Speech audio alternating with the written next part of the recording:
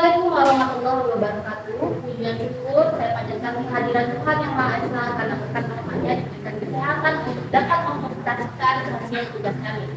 Saya juga ucapkan terima kasih kepada Ibu Rista Lila Syafiq selaku Dewan Pengampu mata kuliah manajemen biasa dan juga teman-teman semua yang saya banggakan.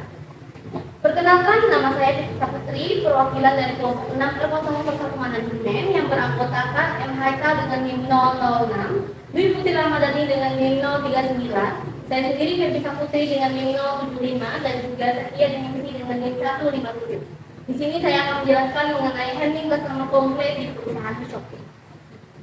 Perlu kita ketahui bahwa handling customer complaint adalah upaya untuk menyelesaikan masalah ataupun ketidakpuasan yang dialami oleh pelanggan melalui proses komunikasi yang lama. Tentu saja itu untuk bertujuan memperbaiki pengalaman pelanggan dan juga mempertahankan loyalitas mereka terhadap suatu merek ataupun perusahaan. Next. Penanganan keluhan pelanggan di Shopee sendiri itu memiliki peran yang sangat penting dalam memperkuat hubungan antara perusahaan dan juga konsumen serta mempengaruhi reputasi merek secara keseluruhan. Next. Sifat manajemen SDM pada perusahaan Shopee sendiri itu ada 5 teman-teman. Yang pertama, inovatif. Dia bisa memikirkan hal-hal yang baru. Yang kedua, adaptif. Dia bisa beradaptasi pada hal-hal yang baru. Yang ketiga, kolaboratif atau kolaborasi.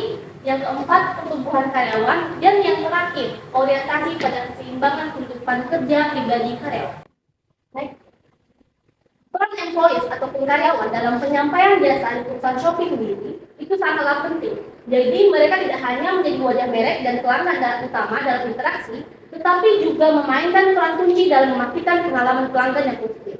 Selain itu, karyawan di Shopee ini juga berkontribusi pada inovasi produk dan juga layanan, serta membantu perusahaan tersebut dalam memahami kebutuhan dan preferensi pelanggan dengan lebih baik lagi. Type of the service employees atau jenis karyawan pada layanan Shopee sendiri. Yang pertama, layanan pelanggan. Tentu saja itu bertugas untuk memberikan dukungan dan juga bantuan kepada pengguna Shopee. Yang kedua, penjualan dan pemasaran. Tentu saja itu bekerja untuk mempromosikan produk dan layanan Shopee kepada para pelanggan yang potensial. Yang ketiga, logistik dan pengiriman yang bertanggung jawab untuk mengirimkan barang dengan tepat waktu dan juga efisien. Lalu, layanan pelanggan teknologi dan juga pengembangan bertanggung jawab untuk mengembangkan dan memelihara platform Shopee sendiri. Yang kelima, manajemen produk, mengelola dan mengoptimalkan penawaran produk di platform Shopee. Yang keenam, keamanan dan perlindungan. Tentu saja, untuk menjaga keamanan platform Shopee itu sendiri dan juga pengguna Shopee dari tindakan penipuan ataupun penyalahgunaan. Dan yang terakhir, pengembangan bisnis dan kemitraan. Tentu saja bertanggung jawab untuk menjalin kemitraan dengan para penjual atau merek. Next. Di sini ada struktur organisasi perusahaan Shopee dan saya akan jelaskan sedikit mengenai struktur organisasi tersebut. Next. Shopee Indonesia dipimpin oleh Bapak Handika Wigunajaya sebagai direktur.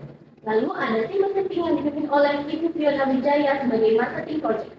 Tim manager yang mengepalai 4 tim, yaitu tim in-house account dan user and seller yang dipimpin oleh Bapak Jonathan Handoyo, serta tim operation dan KOL manajemen yang dipimpin oleh Ibu Siti Angelina.